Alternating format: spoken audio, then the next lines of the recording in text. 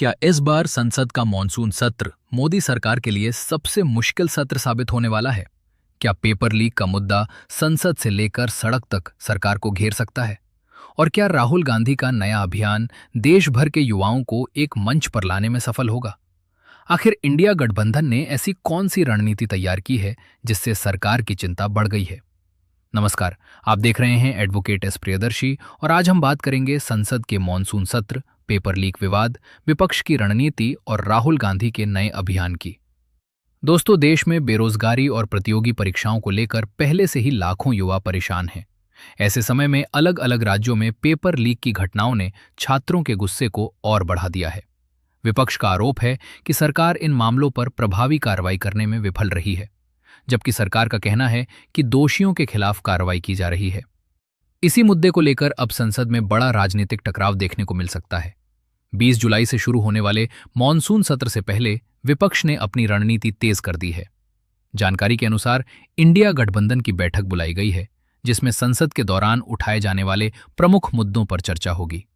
विपक्ष का प्रयास है कि महंगाई, बेरोजगारी, किसानों की समस्याओं और विशेष रूप से पेपर लीक के मुद्दे को मजबूती से उठाया जाए। राहुल गांधी लगातार युवाओं से संवाद करने की कोशिश कर रहे हैं। उन्होंने सोशल मीडिया पर कई परीक्षाओं में कथित अनियमितताओं का उल्लेख करते हुए कहा कि मेहनत करने वाले छात्रों को बार बार नुकसान उठाना पड़ रहा है। उन्होंने मांग की कि जिन परीक्षाओं पर विवाद हुआ है, उनके अभ्यर्थियों को समय पर नई परीक्षा तिथि मिले, दोषियों के खिलाफ कार्रवाई हो और जिन छात्रों का समय बर्बाद हुआ है, उन्हें आवश्यक राहत दी जाए। राहुल गांधी ने इसे शिक्षा व्यवस्था में व्यापक सुधार की जरूरत से भी जोड़ा है।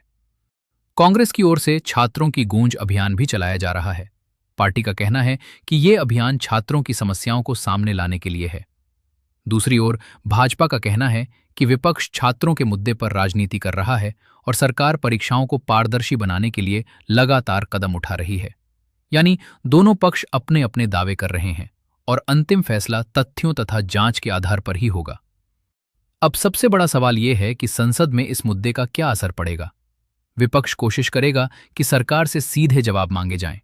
वहीं सरकार अपनी उपलब्धियों और उठाए गए कदमों का हवाला देकर विपक्ष के आरोपों का जवाब दे सकती है। ऐसे में संसद के भीतर तीखी बहस होने की संभावना से इनकार नहीं किया जा सकता।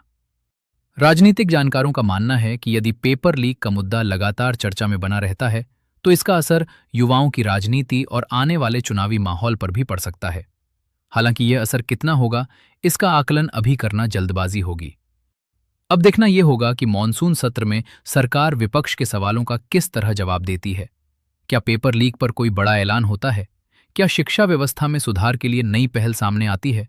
और क्या विपक्ष इस मुद्दे को संसद के अंदर और बाहर जन आंदोलन का रूप दे पाता है? आपकी क्या राय है? क्या पेपर लीक पर और सख्त कानून बनने चाहिए?